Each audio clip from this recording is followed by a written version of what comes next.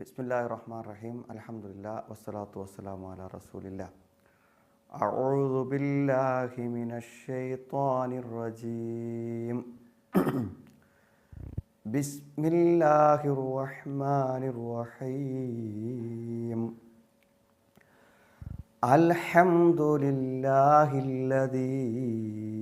അൻസല അലാ അബ്ദിഹിൽ കിതാബ് അബ്ദിഹിൽ കിതാബ വലം യജ്അൽ ലഹു ഇവജാ. നമ്മൾ ഒരു പക്ഷേ നമ്മുടെ ജീവിതത്തിൽ നമ്മൾ വളരെയധികം തവണ പാരായണം ചെയ്തൊരു സൂറത്താണ് സൂറത്തു അൽ കഹ്ഫ്. വിശുദ്ധ ഖുർആനിലെ 18-ാമത്തെ അധ്യായമാണ് സൂറത്ത് അൽ കഹ്ഫ്. അതേപോലെ തന്നെ സുബ്ഹാനല്ലദീ അസ്റാ ബി അബ്ദിഹി എന്ന് പറയുന്ന ജുസ്, ആ ജുസിലാണ് ഈ അധ്യായമുള്ളത്. 15-ാമത്തെ ജുസ് ആണ് ഈ അധ്യായം. അതേപോലെ തന്നെ 110 ആയത്തുകളാണ് ഇതിലുള്ളത്. അൽ കഹ്ഫ് എന്നാണ് ഈ സൂറത്തിൻ്റെ പേര്. നബി സല്ലല്ലാഹു അലൈഹി വസല്ലമ മദീനയിലേക്ക് ഹിജ്റ വരുന്നതിന് മുമ്പാണ് ഈ സൂറത്ത് അവതരിച്ചത്. കൊണ്ട് അൽ മക്കിയായ സൂറത്താണ്. ഇത്രയും കാര്യങ്ങൾ പൊതുവേ നമുക്ക് അറിയുന്നതാണ്, എങ്കിൽ പോലും നമ്മളൊന്ന് പറഞ്ഞു എന്ന് മാത്രം. അപ്പോൾ ഈ 110 ആയത്തുകൾ ആഴ്ചയിൽ ഒരിക്കൽ എല്ലാ വെള്ളിയാഴ്ചയും നമ്മൾ പാരായണം ചെയ്യാറുണ്ട്. പക്ഷേ അതൊരു കേവല പാരായണത്തിനപ്പുറം നമ്മളെക്കൊണ്ട് നിരന്തരമായി ആശയസമ്പുഷ്ടമായിട്ടുള്ള വിശുദ്ധ ഖുർആൻ നിരന്തരം നമ്മളെക്കൊണ്ട് ചില സൂറത്തുകൾ പാരായണം ചെയ്യാൻ പറയുമ്പോൾ അതിന് നമ്മുടെ ജീവിതത്തിൽ വളരെ വലിയ സ്വാധീനവും മാറ്റവും ഉണ്ടാക്കാൻ ഉപകരിക്കുന്നതാണ്. അതുകൊണ്ടൊരാഗ്രഹം നമ്മുടെ എല്ലാവരുടെയും മനസ്സിൽ പലപ്പോഴും ഉണ്ടായി പോയിട്ടുണ്ടായിരിക്കാം. നമ്മൾക്ക് ഈ അൽ കഹ്ഫ് സൂറത്ത് അതൊന്ന് അർത്ഥത്തോടുകൂടെ പഠിക്കണമെന്ന്. ആ ഒരു ആഗ്രഹത്തിൻ്റെ ഒരു സാക്ഷാത്കാരം എന്ന നിലക്കാണ് നമ്മൾ ഈ സൂറത്തിലേക്ക് കിടക്കുന്നത്. കഴിയുകയാണെങ്കിൽ നമ്മളത് മനഃപ്പാഠമാക്കുകയാണെങ്കിൽ നമുക്ക് എല്ലാ വെള്ളിയാഴ്ചകളിലും ഖുർആൻ ഉപയോഗിക്കാതെ തന്നെ ഏത് സാഹചര്യത്തിലും എവിടെ വെച്ചും നമുക്കത് മനഃപ്പാഠമാക്കാൻ സാധിക്കും. അതുകൊണ്ട് ഇതിൻ്റെ അർത്ഥവും ആശയവും പഠിക്കാം, കഴിയുമെങ്കിൽ മനഃപ്പാഠമാക്കുകയും ചെയ്യാം. അതിനുള്ള ഒരു പരിശ്രമത്തിന് ഒരു പ്രചോദനവും കൂടെ ഈ സന്ദർഭത്തിലാവേണ്ടതുണ്ട് എന്നതാണ്. ഈ സൂറത്തിൻ്റെ പ്രത്യേകതകൾ നമുക്കറിയാം. ഈ സൂറത്തിൻ്റെ പ്രത്യേകതകൾ ഒന്നിപ്പോൾ നമ്മൾ വെള്ളിയാഴ്ച പാരായണം ചെയ്യുന്നുള്ളത് തന്നെ. എന്താ വെള്ളിയാഴ്ച പാരായണം ചെയ്യുന്നതുകൊണ്ടുള്ള ഗുണം എന്താണ്?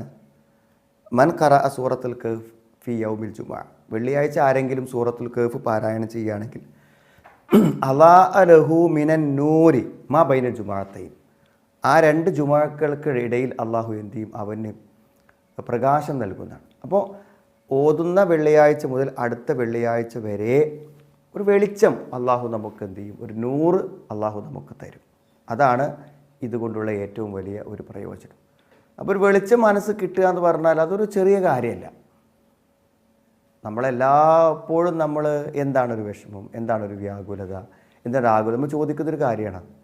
അപ്പോൾ നമുക്ക് അള്ളാഹു പ്രത്യേകമായ ഒരു സന്തോഷവും ഒരു വെളിച്ചവും നമ്മുടെ ഹൃദയത്തിൽ ഇട്ട് തരാൻ ഇത് കാരണമാകുമെങ്കിൽ തീർച്ചയായും വളരെ കുറഞ്ഞൊരു സമയം കൊണ്ട് ഓതി തീർക്കാവുന്ന ഈ ഒരു സൂറത്ത് നമ്മൾ ഓതി തീർക്കുമല്ലോ. മറ്റൊരു കാര്യം, പിന്നെ അബൂ ഇസ്ഹാഖ് റിപ്പോർട്ട് ചെയ്യുന്ന ഒരു ഹദീസിൽ കാണാൻ പറ്റും. അദ്ദേഹം പറയാണ്, സമിഅത്തുൽ ബറാ പറയുന്നതായിട്ട് ഞാൻ കേട്ടു. ഖറഅ റജുലുൻ അൽ കഹ്ഫ. ഒരാളിങ്ങനെ അൽ കഹ്ഫ് പാരായണം ചെയ്തു. അപ്പോൾ അയാൾ ഈ സൂറത്ത് ഓതിക്കൊണ്ടിരിക്കുന്ന സമയത്ത് വഫിദ്ദാരി ദാബ, ആ വീട്ടിലൊരു മൃഗമുണ്ടായിരുന്നു. അപ്പോൾ ഈ സൂറത്ത് ഓതാൻ തുടങ്ങിയപ്പോൾ ആ മൃഗം എന്ത് ചെയ്തു? ഫജഅലത് തൻഫിറു, അതിങ്ങനെ വിരളി പിടിക്കാൻ തുടങ്ങി. ഫനദറ ഫഇദ ലബാബ. അപ്പം അങ്ങനെ അദ്ദേഹം നോക്കുമ്പോൾ എന്താ വെച്ചാൽ അവിടെ ഒരു കാർമേഘം ഇങ്ങനെ മൂടി നിൽക്കുന്നതായിട്ട് അദ്ദേഹം കണ്ടു. അദ്ദേഹത്തെ ഒരു കാർമേഘം പൊതിഞ്ഞു നിൽക്കുന്നത് പോലെ അദ്ദേഹം കണ്ടു. അപ്പോൾ ഈ കാര്യത്തെക്കുറിച്ച് നബി സല്ലല്ലാഹു അലൈഹി വസല്ലമയോട് പറഞ്ഞപ്പോൾ ആ സൂറത്ത് അദ്ദേഹത്തോട് പാരായണം ചെയ്യാൻ വേണ്ടി പറഞ്ഞു. മാത്രമല്ല ഫഇന്നഹ സകീന, ആ കാർമേഘം പോലെ മൂടിക്കിടക്കുന്നു എന്ന് പറഞ്ഞത് യഥാർത്ഥത്തിൽ എന്താണ്? അത് സമാധാനമാണ്, ശാന്തിയാണെന്നാണ്. അത് വിശുദ്ധ ഖുർആൻ പാരായണം ചെയ്ത സമയത്തുണ്ടാകുന്ന ശാന്തിയാണ്, സമാധാനമാണ് എന്ന് പറഞ്ഞു കൊടുക്കുകയും ചെയ്തു. അപ്പോൾ ഈ സൂറത്ത് ഓതുന്ന സമയത്താണ് അതുണ്ടായത്. അതുകൊണ്ട് ഇത് ഓതുക എന്നതിൽ നമുക്കൊരു പ്രത്യേക സമാധാന ശാന്തി ലഭിക്കുവാൻ ഉപകരിക്കുന്നതാണ് എന്നും ഈ സംഭവം നമ്മളെ ഓർമ്മപ്പെടുത്തുന്നുണ്ട്.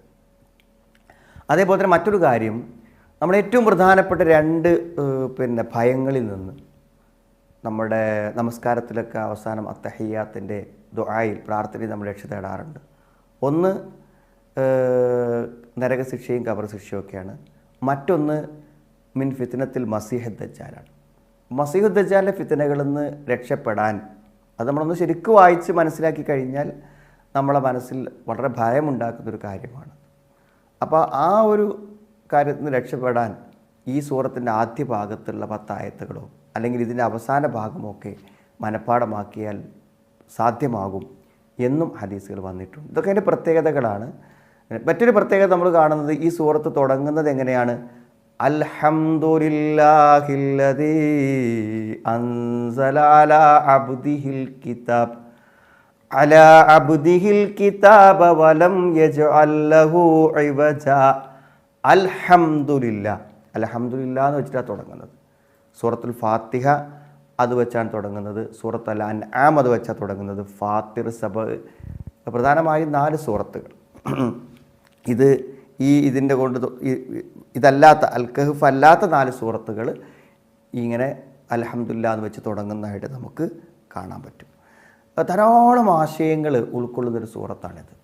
ഇമാം നാസിർ സഅദി റഹ്മഹുല്ല, എൻ്റെ ഓർമ്മ ശരിയാണെങ്കിൽ 54ഓളം ആശയങ്ങൾ ശരിക്കും നമ്മുടെ മനസ്സിൽ ഒരു വിജ്ഞാനത്തിൻ്റെയും അറിവിൻ്റെയും ശരിക്കുള്ള ഒരു സന്തോഷമുണ്ടാക്കുന്ന 54ഓളം കാര്യങ്ങൾ അദ്ദേഹത്തിൻ്റെ തഫ്സീറിൽ അദ്ദേഹം പറയുന്നുണ്ട്.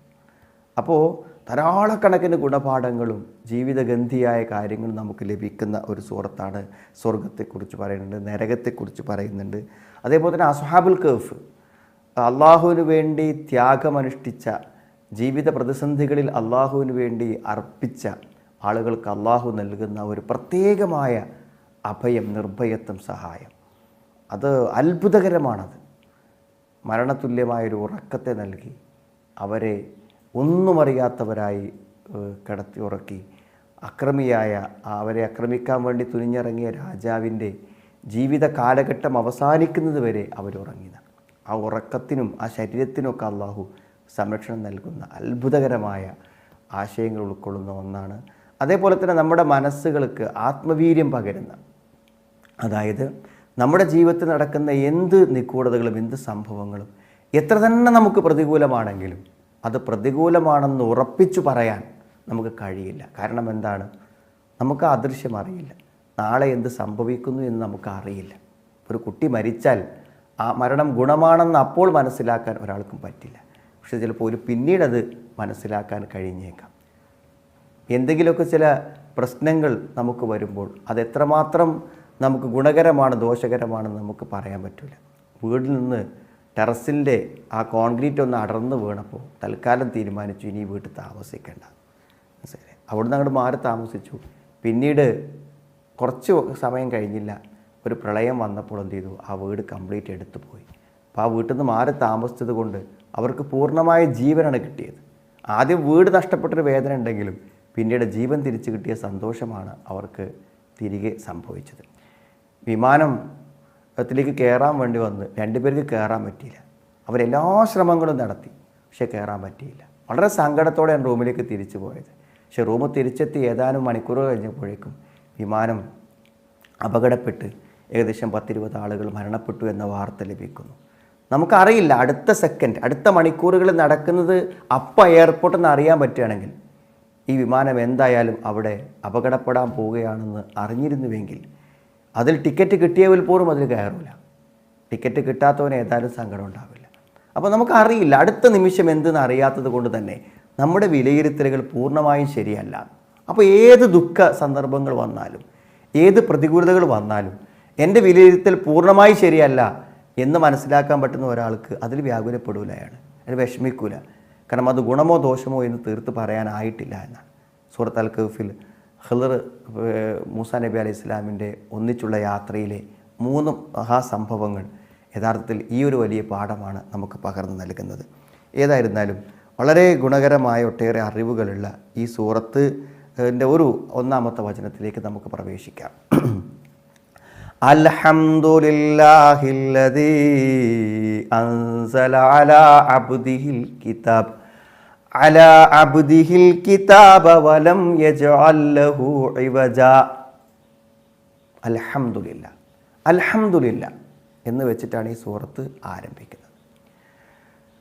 സുഹൃത്തുക്കളെ, അർത്ഥമറിഞ്ഞും ആശയമറിഞ്ഞും നമുക്ക് അൽഹംദുലില്ലാ എന്ന് പറയാൻ കഴിയുകയാണെങ്കിൽ നമ്മുടെ ജീവിതം എപ്പോഴും പ്രസന്നമായിരിക്കും.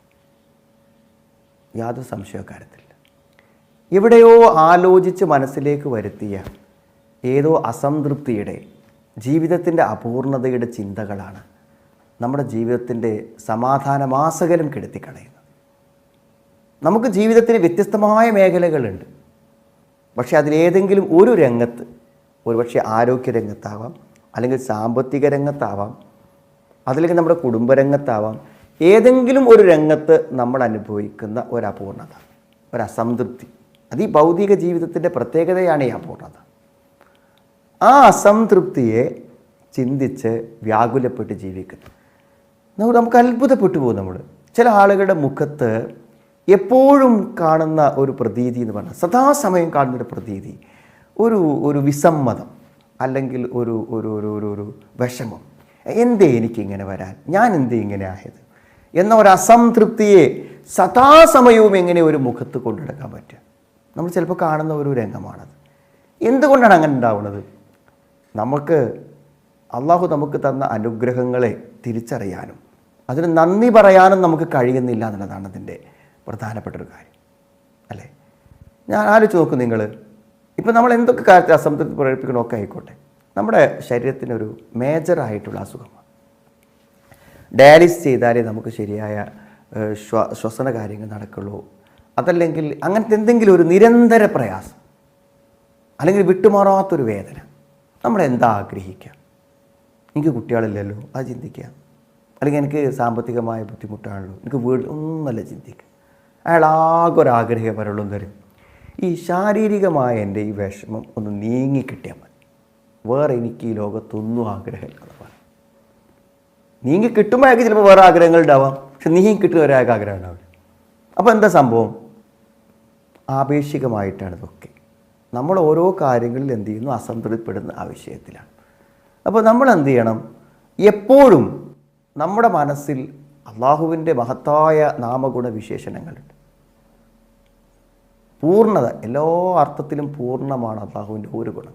അള്ളാഹു അറിയുന്ന പറഞ്ഞാൽ അറിവ് പൂർണ്ണമാണ്. അള്ളാഹു കാരുണ്യവാൻ എന്ന് പറഞ്ഞാൽ ആ കാരുണ്യം പൂർണ്ണമാണ്.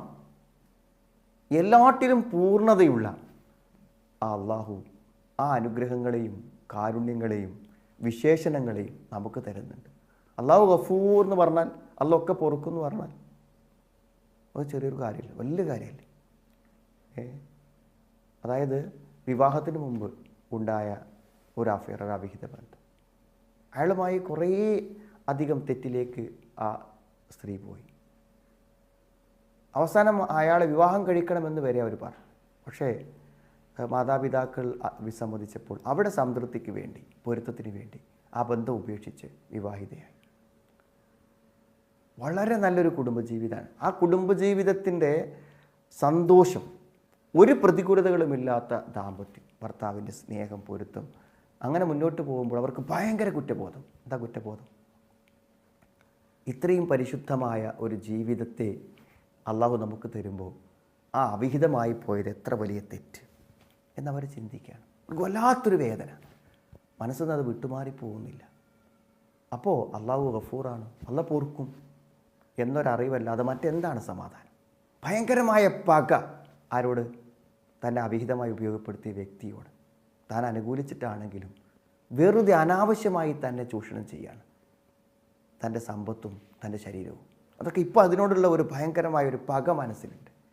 ചെയ്തു പോയ കുറ്റബോധം.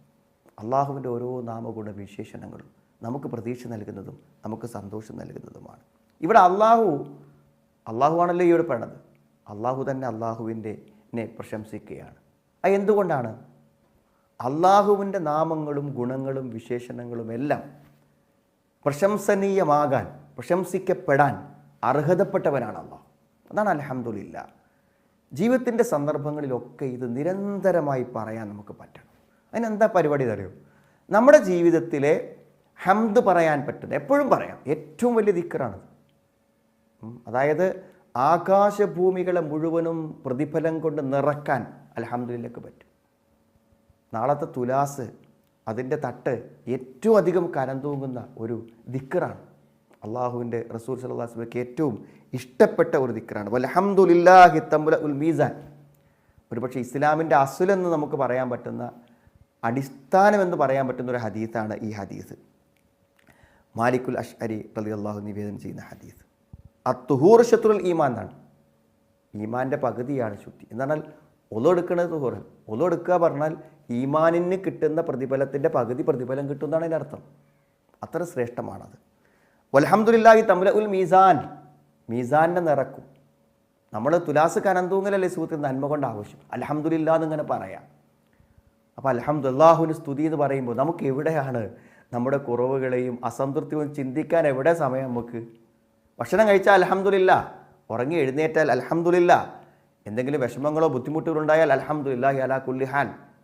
നമ്മൾ പറഞ്ഞുകൊണ്ടേയിരിക്കുകയാണ് അൽഹംദുലില്ലാ അൽഹംദുലില്ലാ എന്ന്. തുമ്മിയാൽ അൽഹംദുലില്ലാ.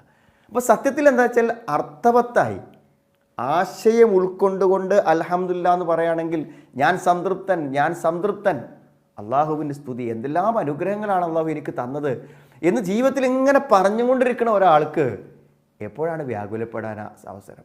എപ്പോഴാണ് തൻ്റെ കുറവുകൾ ചിന്തിക്കാൻ അവസരം? എപ്പോഴാണ് അസംതൃപ്തിപ്പെടുത്താൻ അവസരം? എപ്പോഴാണ് മൂഡ് ഔട്ടാകാൻ അവസരം? ഇല്ലല്ലോ. വല്ലാത്തൊരു വാക്കാണത്.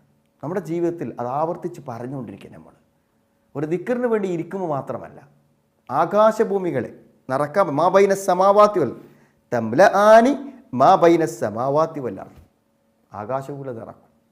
ആ ഹദീസിലെ എല്ലാ വാക്കും അങ്ങനത്തെ. അസ്വലാത്തു നൂർ, നമസ്കാരം പ്രകാശമാണെന്നാണ്. ഇവിടെയും പ്രകാശമാണ്, പരലോകത്ത് നമ്മുടെ കൂടെ ഉണ്ടാവുന്നതാണ്. വസദഖത്ത് ബുർഹാൻ, സദക്ക കൊടുക്കുന്നുണ്ടോ അവൻ മുനാഫിക് അല്ലാന്ന് തെളിവാണ്, യഥാർത്ഥ വിശ്വാസിയാണെന്ന് തെളിവാണ്. വസ്സുബ്ർ ദിയാഉൻ, ക്ഷമ വെളിച്ചമാണ്. ക്ഷമ പറഞ്ഞാൽ എന്താ? നമുക്കുണ്ടാകുന്ന പ്രതികൂലതകളിൽ എന്ത് ചെയ്യുക? വളരെ മാന്യമായ ഒരു നിലപാടോടുകൂടെ ഉറച്ചു നിൽക്കുക. പരീക്ഷണങ്ങൾ ഒരിക്കലും നമ്മളുടെ ആ മാന്യതയെയോ അല്ലെങ്കിൽ ആ നിലപാടുകളെയോ മാറ്റാത്ത വിധം ഉറച്ചു നിൽക്കാൻ പറ്റും. അതല്ലേ? അത് യഥാർത്ഥത്തിൽ വെളിച്ചമാണ്.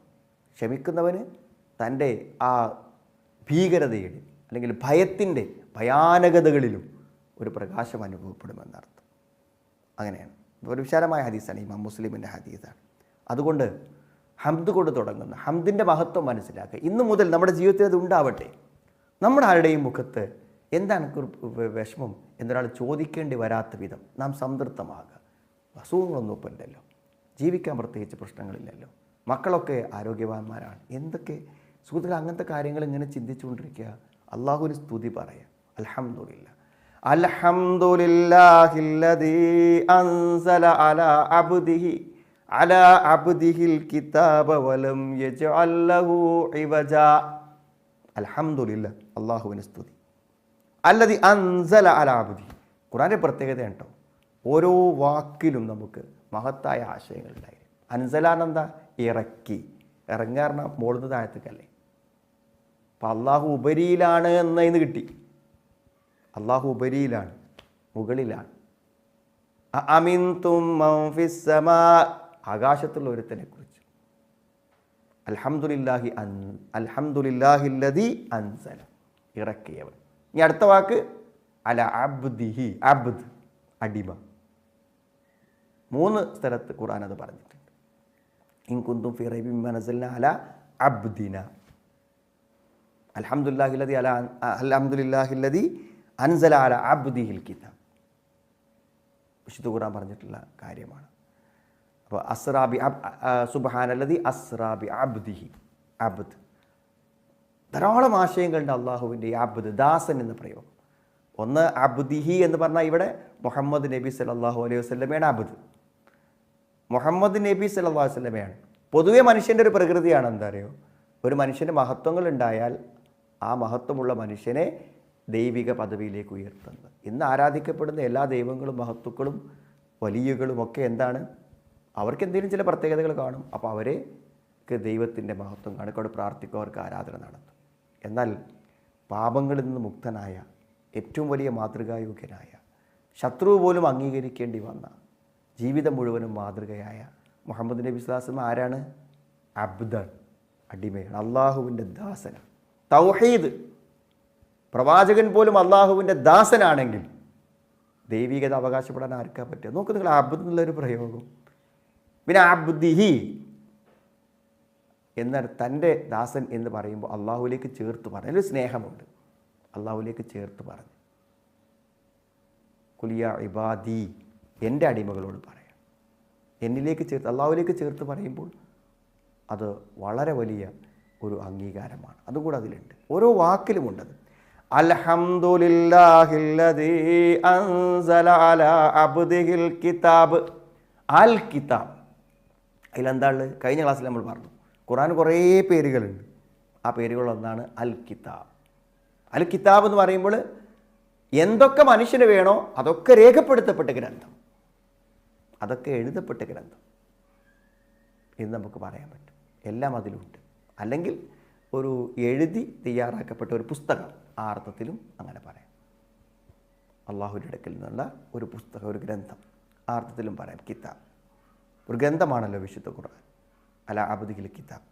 വലം യജ്അൽ ലഹു ഇവജ, വലം യജ്അൽ ലഹു ഇവജ, അതിലൊരു വക്രതയും അവനുണ്ടാക്കിയിട്ടില്ല. തൻ്റെ അടിമയുടെ മേൽ വേദഗ്രന്ഥത്തെ ഇറക്കിയവനായ അള്ളാഹുവിന് സർവസ്തുതിയും. അടുത്തൊരു കാര്യം എന്താണ് ഈ ആയത്ത് പറഞ്ഞത്? വലം യജ്അൽ ലഹു ഇവജ, ഒരു വക്രതയും അവനുണ്ടാക്കിയിട്ടില്ല. അതൊരു പ്രസ്താവനയാണ്. വിശുദ്ധ ഖുർആനിൽ ഒരു വക്രതയുമില്ല. വക്രത എന്നുള്ളതിൻ്റെ എന്താണ്? അതിൻ്റെ വിപരീതം എന്താണ്? വക്രതയില്ലാതിരിക്കുക, നേരെ ആയിരിക്കുക. നേരെ ആയിരിക്കുക നമ്മൾ പറഞ്ഞാൽ എന്താ? യാതൊരു വളവുമില്ല.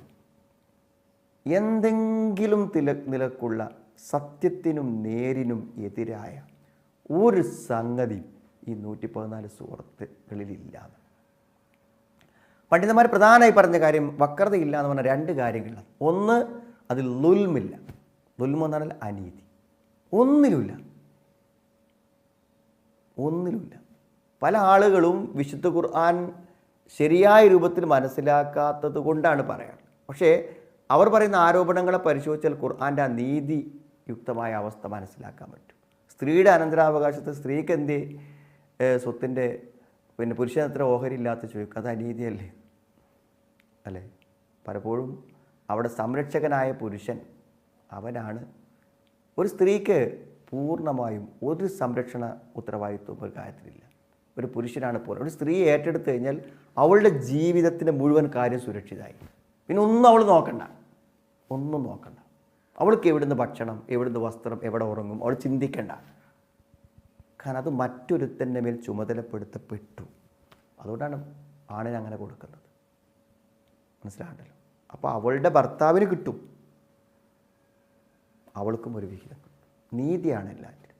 എവിടെ നമ്മൾ പരിശോധിച്ചാലും നീതി നമുക്ക് കാണാൻ പറ്റും വിശുദ്ധ ഖുർആനിൽ. പ്രതിക്രിയയിലാണെങ്കിലും ഹുദൂദ് ശിക്ഷാ നടപടികളിലാണെങ്കിലും എല്ലാറ്റിലും രോഗിയോട്, യാത്രക്കാരനോട്, എവിടെയും നമുക്ക് ആ നീതി കാണാൻ പറ്റും. അബസ്സില്ല. അബസ് പറഞ്ഞാൽ എന്തെങ്കിലുമൊക്കെ വെറുതെ പറഞ്ഞു പോവുക, ലക്ഷ്യമില്ലാത്ത വർത്തമാനങ്ങളില്ല. എല്ലാറ്റിലും എന്തുണ്ട്? ചില ആശയങ്ങളുണ്ട്, മൂല്യങ്ങളുണ്ട്. എവിടെ പരിശോധിച്ചാൽ നമ്മളിപ്പോൾ ഒരു ആയത്തല്ലേ പഠിച്ചത്, അതിൽ ഓരോ വാക്കിലുമില്ലേ സുഹൃത്തുക്കളെ ചില മൂല്യങ്ങൾ, ചില ആശയങ്ങൾ. ഒരു വക്രതയും ഇവജില്ല. ഒരു വക്രതയെയും അതിലെന്തില്ല, ഏർപ്പെടുത്തിയിട്ടില്ല എന്നാണ് പറഞ്ഞത്. അത്രയും വിജാജൻ ഒമൈലൻ അൽ ഹക്ക്, സത്യത്തിൽ നിന്ന് ഒരല്പം പോലും ചാഞ്ഞു പോവുക, വളഞ്ഞു പോവുക, അങ്ങനത്തെ ഒരു അവസ്ഥ അതിനില്ല എന്നാണ് വിശുദ്ധ ഖുർആൻ പറയുന്നത്. വളരെ സുന്ദരമായിട്ടുള്ള ഒരു ആശയമാണ് ഇവിടെ എടുത്തു പറഞ്ഞിട്ടുള്ളത്. അപ്പോൾ ഈ ആയത്ത് നമുക്കൊന്ന് പഠിക്കാൻ ഇപ്പോൾ തന്നെ സാധ്യമാവുന്ന ഒരു കാര്യമാണ്. അൽഹംദുലില്ലാഹില്ലദീ അൻസല അലാ അബ്ദിഹിൽ കിതാബ് അലാ അബ്ദിഹിൽ കിതാബ വലം യജ്അൽ ലഹു ഇവജ വലം യജ്അൽ ലഹു ഇവജ, ഒരു വക്രതയെയും അവൻ അതിൽ ഏർപ്പെടുത്തിയിട്ടില്ല എന്നാണ്. വിശുദ്ധ ഖുർആൻ്റെ പാരായണങ്ങളും കാര്യങ്ങളും പഠിക്കാൻ നമുക്ക് ധാരാളം സംവിധാനങ്ങളും സൗകര്യങ്ങളുമുണ്ട്. വളരെ പരിമിതമായ ഒരു സമയമാണ് നമ്മുടെ ക്ലാസ്. അതിൽ ആശയങ്ങൾക്ക് പ്രാമുഖ്യം നൽകിക്കൊണ്ടാണ് നമ്മൾ ഈ ക്ലാസ് മുന്നോട്ട് കൊണ്ടുപോകാൻ ഉദ്ദേശിക്കുന്നത്. തീർച്ചയായും നിങ്ങൾക്ക് വിശുദ്ധ ഖുർആൻ്റെ പഠന സന്ദർഭത്തിൽ മനസ്സിൽ ഓർമ്മ വരുന്ന സംശയങ്ങൾ നിങ്ങൾക്ക് ചോദിക്കാം. കഴിയുന്നതും അറിയുന്ന കാര്യങ്ങൾക്ക് നമ്മൾ അപ്പോൾ മറുപടി പറയും, അല്ലെങ്കിൽ അടുത്ത ക്ലാസ്സുകൾ വരും. ക്ലാസ്സുകളൊന്നും നഷ്ടപ്പെട്ടിട്ടില്ല എന്ന് നിങ്ങൾ തീർച്ചയായും ഉറപ്പുവരുത്തണം. എല്ലാ ക്ലാസ്സുകളിലും സാന്നിധ്യമുണ്ടാവണം. സ്വതന്ത്രമായ കാര്യങ്ങളാണ് നമ്മൾ ഓരോ ക്ലാസ്സിൽ നമുക്ക് മനസ്സിലാക്കാനുള്ളത്. അതുകൊണ്ട് ഇപ്പോൾ ഇന്നത്തെ ക്ലാസ് കിട്ടുന്ന ഒരാൾക്ക് അൽഹംദുലില്ലാ എന്ന വാക്കിൻ്റെ മഹത്വവും വിശുദ്ധ ഖുർആൻ്റെ മഹത്വങ്ങളും മനസ്സിലാകും. അതിൽ തുടർച്ചയുള്ള ആശയങ്ങൾ ഇൻഷാ അല്ലാഹ് അടുത്ത ക്ലാസ്സിൽ ബാക്കി കാര്യങ്ങൾ നമ്മൾ പറയും. അള്ളാഹുവിൻ്റെ വിശുദ്ധ ഖുർആൻ പഠിക്കുന്നവരും പഠിപ്പിക്കുന്നവരുമാണ് ഏറ്റവും വലിയ ഉത്തമർ.